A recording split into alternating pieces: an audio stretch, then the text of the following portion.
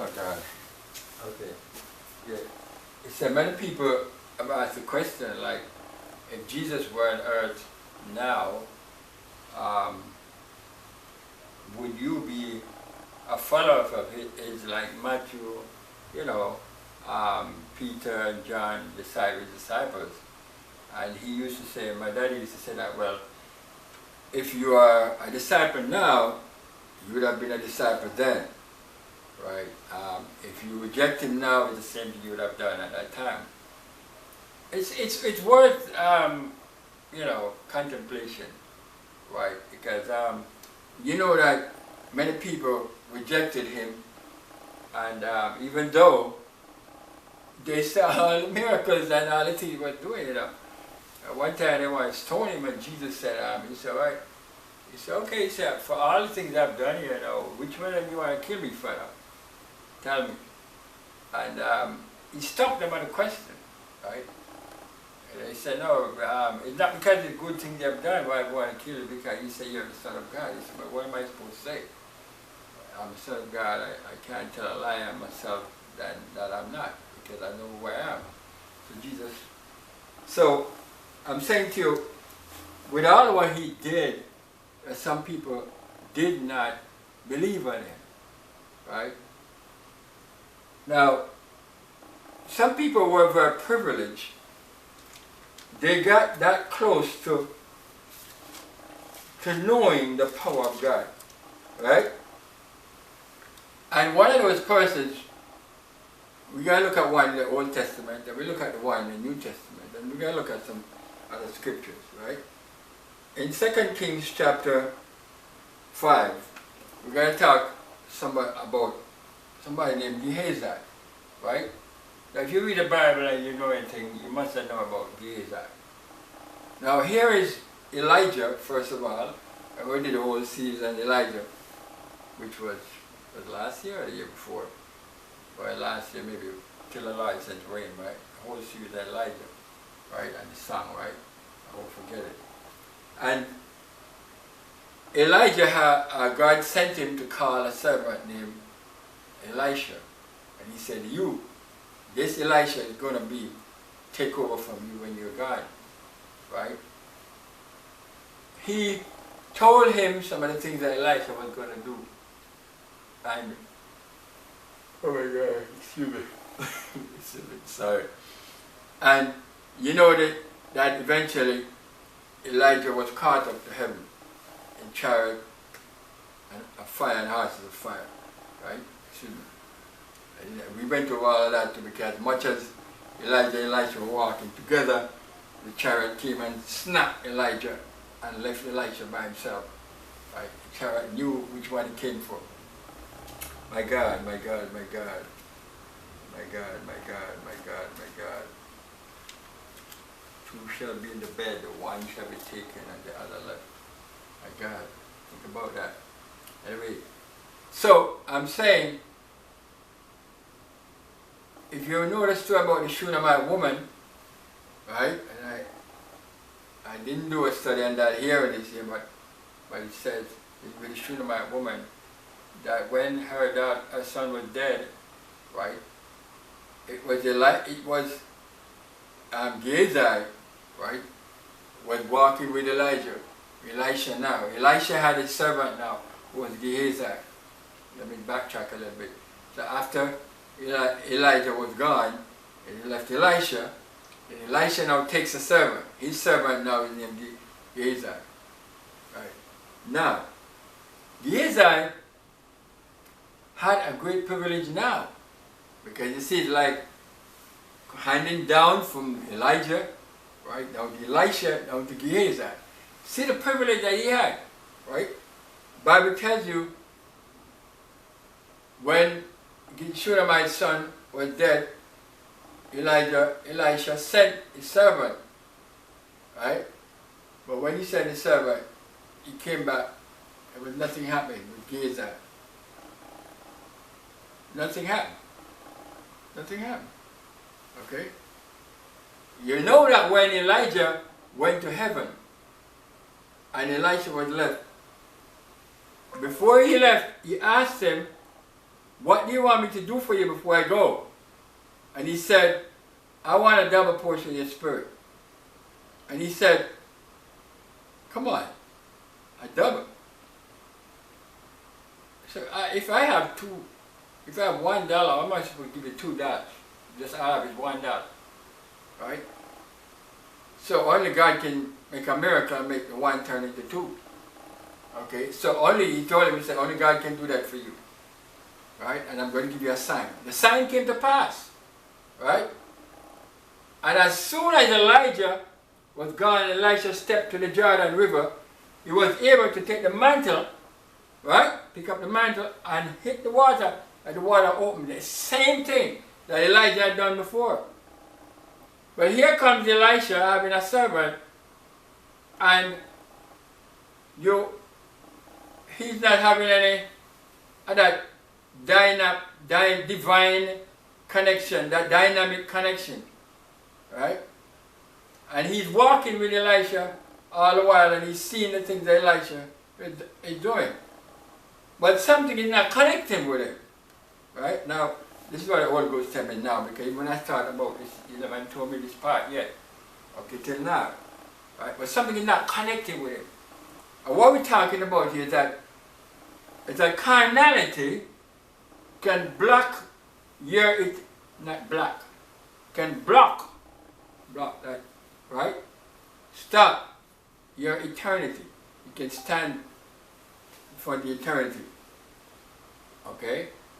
So in other words, it's just like a person having a problem, and he said, well, so what happened? Right? I had a problem before, right? And the pipe froze. The water came, but the water couldn't reach in because the pipe was broken, right? The water is leaking out somewhere else sometimes, but sometimes the block caused the thing to burst out and leak somewhere else, right? Which is what happens sometimes when a person has a heart attack or something like that, right? There's a blockage somewhere there, right? A block, right? So it's not that something is not going, but something is stopping it from going through. That's what the block does. So you can make it to eternity, but something is stopping you from getting there. But in this case, it's up to you what you're going to do. Because here with Gehazi, he could not. Something was happening, and he could not. Right? So Elisha was saying, hey, if anything is even wrong, man, I give him my staff, and once he lays staff here, my staff, then a miracle is going to happen. Gehazi went and laid the staff, nothing happened. So he come back to Elisha and said to him, well, so can another wait. And Elisha know, well, something must be seriously wrong. Okay? So he couldn't get Gehazi to operate in the spirit. Okay? If you were there and say, well, he was doing something, and he said, Gehazi, go bring me a cup of water.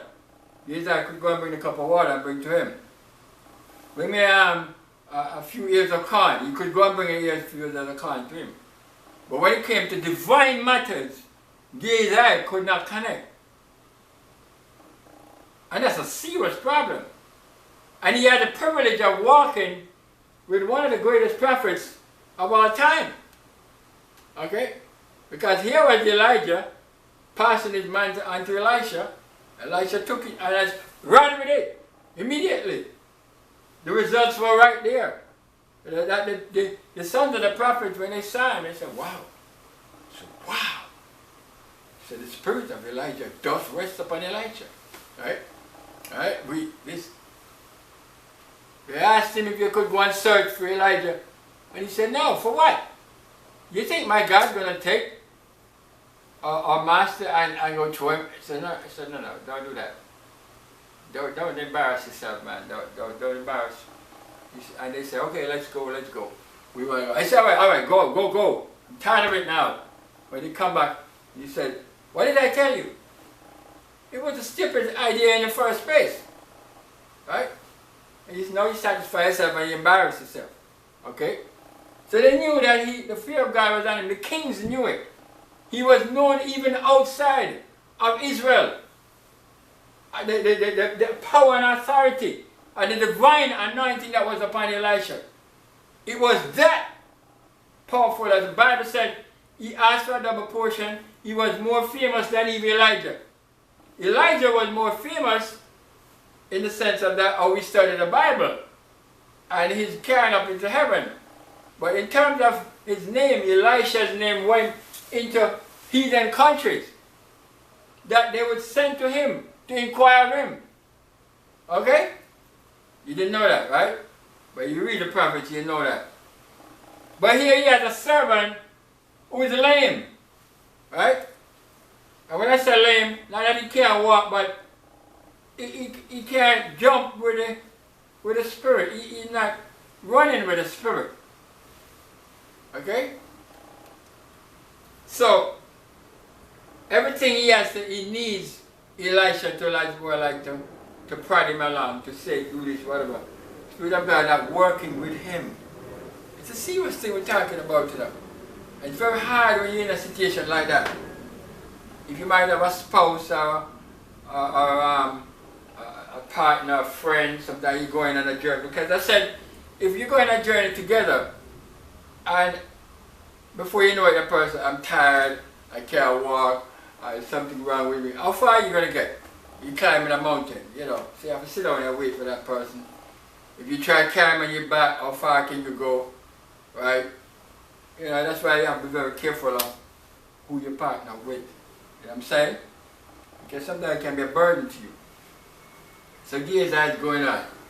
But the Bible tells you that Gehazi was, here comes Naaman, and this little girl told the story about, remember we went over that with children about Naaman.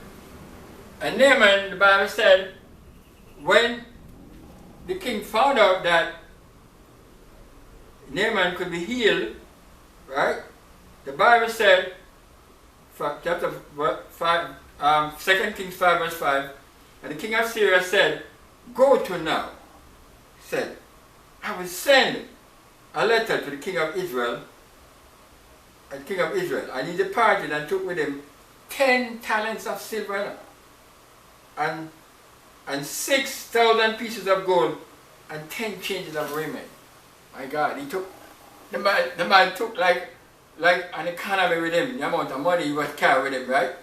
And changes of raiment and things. He said, but right now, because to be healed of his leprosy was that important to him, right? But he didn't know that God would give it to him for free. They didn't know the God of Daniel. Let me not say Daniel, Daniel wasn't born yet. But they didn't know the God of Moses. They didn't know the God of Abraham, Isaac, and Jacob, right? They didn't know the God of Joshua. They didn't know that he would give it to them for free. So when they got to the place and Naaman was healed, Naaman said, hey, now is my time to show my appreciation for the healing. I have 10 talents of silver. That's a whole lot of weight, right? And I have thousands of pieces of gold, right? I brought all of that weight for me, with me from Syria, and how many changes of raiment. Let me see how much of it I can let off on the man of God, right? You know how many people today who are, say they're preaching the gospel, would have been so glad to slurp it up. Because there is not they're doing in the ministry unless they collect money for it. Right? They have to be collecting money. They have to be collecting this. Everything they tell in the Bible said that the workman is worthy of his reward, and you must muzzle the ox and tread the corn and all these kind of things. They're quick to talk about these things. I remember the story I told you about the preachers and the training time, right? And one preacher, another one come and he preach, collect. I won't go over the whole story, but if you remember it. And they figure, and even while I'm doing this ministry, people send me for money because they figure if I'm doing the ministry, I must be collecting money, right? So I'm saying to you, Elisha had sent Gehazi out with a message to Naaman, telling him that, hey, Just go wash in Jordan 7 times. And you'll be clean. And you know that Naaman was really insulted. He said, imagine, I mean, whatever you ask for your service, I have more than enough money could pay you for it.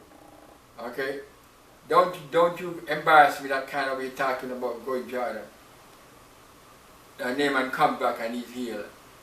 And what can he say? It doesn't really matter. He couldn't have gotten it any other way unless he had obeyed what God said. I know he just want to give her even an offering. And Elisha wouldn't take the money. Right? And the Bible said, let me just read that verse. It said here, and he returned, verse 15. And he returned to the man of God, he and all his company, and came and stood before him. And he said, behold, now I know that there is no God in all the earth but in Israel. Now therefore I pray thee, take a blessing of thy servant. But he refused. Right? But he said, where is it? Verse 15? Verse 16. But he said, as the Lord liveth before whom I stand, I will receive none. And he urged him to take it, but he refused. Right? So I remember the first time when he came in up, that was the thing that Naaman thought was an insult. Because he said the prophet didn't come out and acknowledge his presence. Do you know who I am? Well, you're a leper. Right? Moreover, you're really nobody. You might be a big official in Syria. You're no big official to God. You're a sick man, you need help. That's what you need. You're a patient. Okay? You know, in this world today, if you are a movie star or somebody, a patient, of course, they will give you preference, and you will, other people, they will shift them out and put you in. Right? Now God is saying, okay, I'll deal with you, you're sick. And as to who you are, is irrelevant, because you're really nobody. Okay? So, now he comes back now, he has done what God told him to do, and the prophet comes out to meet him. Because the prophet knew that he did what God told him to do, and now he's healed. And God said, go and meet him now. And now he's so glad now, for all the insults and all the words he spoke, we wish he could eat all of them now, which of course the prophet knew what he said anyway, but no, he wished he hadn't said all of those things. No, he wanted to show his appreciation. And he said, please, just take something from me. And he said, no. I said, what do you mean no? I mean, come on. I mean, look at this house you live in. I mean, I could give you, what I could give you, I mean, you could buy a mansion immediately. I mean, just move out to this place. Look at where you're living. Right? I mean, look at where you're living. I mean, you know. He said, I brought it to give you. He said, no. Right? And of course, you know, he must be dressed in princely garments and official and chariot and all these things, maybe with all gold chariot and gold and silver and all these things. He come down with pomp, you know. Right? And he comes down to this humble man, thing that the man is saying that he doesn't want the things he's giving him. Naaman is confused. He said, no. I'm not going to take no for an answer. He said, well, I can't take anything from you. Right? God is giving it to you for free. So Naaman realized he'd get nowhere with Elisha for taking his gift. So he said, okay, let me take some of the dirt that is in this country and take it back to my country and build an altar to the Lord, because from now on I can't worship any other God. I cannot. Okay, I cannot worship any other God besides the God of Israel.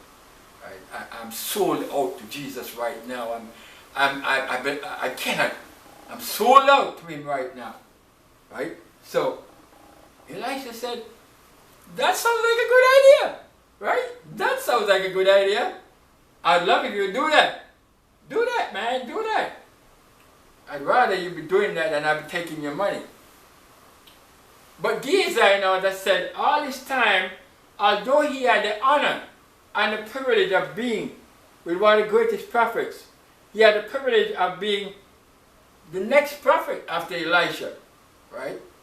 Okay, he could have been the one to take the baton and run with it, right? He could have been the one to take the mantle and cover with it and move with it. But Gehazi wasn't thinking about that. And Gehazi was saying to himself, oh, look at this, man. Look at this. All this time, we've been waiting for an opportunity to bring up ourselves, you know, from the way we're living. And God opened a way for us to bring up ourselves now, you know. We can big up ourselves now. And my master is just flunking the whole deal, right? He's flunking the whole deal, right? And that's what all he's thinking about, you know. He's not thinking about eternity, right? Because Elisha knows that a mansion is prepared for him already in eternity. He knows about the new Jerusalem and the new earth and everything is prepared for him in eternity. And all these things, he's not interested in those things. You know, they're going to pass away anyway, okay? So Gehazi came up with a brilliant idea kind of thing. He said, well, if you don't want your share, I am going to get my share. Right? If you, I mean, you're going to pass up this opportunity? Me? This is what I've been waiting for. I've been living for this. I mean, I've been looking for something like this. And it comes right in my hand, comes right in your hand, and you going to drop it? No. I'm going to get my share. I'm going to get mine. Right? The people just like that. Just like Gehazi. With all the time they spend, say they're Christians, and they're supposed to be serving God, there's nothing coming out of it. They're not connecting with heaven. Right? The anointing, right? All of these things, not flowing with them. Because all they're thinking about is about carnality, about material things. In other words, they cannot, when I say carnality, they're of the flesh. And when I say that, I'm not talking about because it's something that happens with sex or something like that. With some people, that's all they think about. I'm saying is that, okay, in this case, with Naaman, and I said to you, I don't know if you find a preacher right now who would not seize that opportunity and just grab up the silver and the gold from him and the way change their women. Right? Because that's all they're thinking about. Right? Carnality. But the point of the matter is this, that when Gehazi ran after he said, I'm coming with a plan. He said, after they're gone and everything quiet down, I'm going to chase, right? I'm going to chase after my opportunity, right? My goal, I'm going to chase after it. Now, when you read what Elisha said to him, he said, is it a time to receive money and to receive garments and olive yards and vineyards and sheep and oxen and men servants and maid servants? When you listen to what I told the children this story before, and the Lord was showing me this thing. When you listen to what Gehazi said to Naaman, you know, when he saw him coming, he said like, hey, but that's a prophet's servant. Like, what? He said, anything wrong? I mean, he almost out of breath, man. He said, hold on, man. The man said to him, take a drink, man, take a drink. I mean, he said, as soon as they gone, 2 servants of the prophet came, right? And he said, from 2 men from Mount Ephraim, verse 22, sons of the prophets, I pray thee, give them a talent of silver and 2 changes of raiment. Now, the way how these prophets live, I'm telling you, you can see the deception of this man. If they just came suddenly from wherever they just came to the house, and they came to see the prophet, why would they want a whole talent of silver? Even if they wanted 2 changes of raiment, for example. But why did they need a talent of silver for what? Why did he ask for a couple pieces of silver? Why did he need a whole sack of money? Right? What did he need that for? The way they live, right? They live as regular people. Okay? And I'm saying to you, you have to be in a very rich echelon of society to be able to talk about having talent of silver, sacks of money. So they don't need a whole sack of money. If they came down there and had no clothes on their back and they were hungry or whatever, they don't need all of that money to do what? What they need it for. But Gehazi was saying to himself that if I ask for 2 pieces of silver, maybe I'll be able to buy some food or maybe look at something right now. I want a good amount of money that can set me up, that I can live as a big shot. Right? Because I don't like the way my master is living, and I'm tired of this life with him. Okay? I want to get out of this thing. I want to get into a big shot life. Right? And I realize that as long as I stay with him, I'm not going to get there. Okay? So I have to take matters into my own hand now. I know the opportunity come. I'm not going to miss it. Alright? I'll use his name and lie and get the money. And then afterwards, I will be out of here. Right? And I will laugh all the way to the bank. Right? As the saying goes. See the scheme? That was the scheme. Right? And yet this man had the privilege of being with one of the greatest prophets, of knowing and seeing things that God had done. Right? The Bible tells you that after there was this famine in Israel, he was telling the king asked him, Joram, he said, you've been with Elisha all the while. Tell me some stories about miracles that Elisha did. And he was talking about lots of things. And then he was telling him how he raised this boy to life. And this woman. And all of a sudden, while he's talking about the woman appeared before the king for some judgment because people took away her land. And the king said, okay, fine. Give her back what is hers and everything, the food and everything, so forth. It just happened just like that. He had seen numerous things that had been written in the Bible. Gehazi had seen it. But it couldn't change the man's heart to bring him to believe in eternity. Right? He was still looking at things from a carnal point of view. You know? Well, yeah, okay. Jesus, he raised a woman's son. Yeah, he get the widow's oil and all these things. And he was like, wow. Right? But something is not inside of him to make him say, well, you know, okay, I want to be like Elisha. Right? I want to be like him. I want that, just as how he was like Elijah, if I could be like Elisha. If I could have even the same portion. Even say, I might have asked double portion. If I could ask for just one single portion for Elisha. That's not in his mind at all. Because the carnality blocking his eternity. Right? And everything. And that's why the reason why with some people, God, Jesus said, except you see signs, you don't believe. It's like something has to happen to them, like for them to get excited or to say, yeah man, Jesus is Lord, Jesus is King. You know, something has to happen.